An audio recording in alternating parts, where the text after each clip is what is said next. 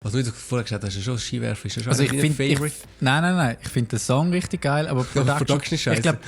Ich finde sie eben auch nicht scheiße. Ich finde sie eigentlich voll easy, aber so, wenn ich ihn jetzt los, habe ich jetzt auch nicht das Gefühl, wow, die Production räumt alles ab. Wir schauen natürlich auch ein bisschen zurück, so wie der alte EP, wo wir gemacht haben. Und das ist eigentlich eine ähnliche Frage, die du eigentlich schon mal gehört hast, wenn du jetzt so deinen Favorite-Song müsstest rausnehmen. Production-mäßig, was würdest du dort nehmen? Also zuerst mal Favorite Song vorab, ich glaube der Skiwerfer.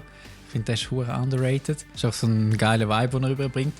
Production-mäßig habe ich das Gefühl, da könnte man fast noch ein bisschen mehr irgendwie, hätte es einfach noch eins geiler können, aber ich habe das noch bei vielen Songs Gefühl und ich weiß auch nicht, was es denn ist. Der Favorite von der Production.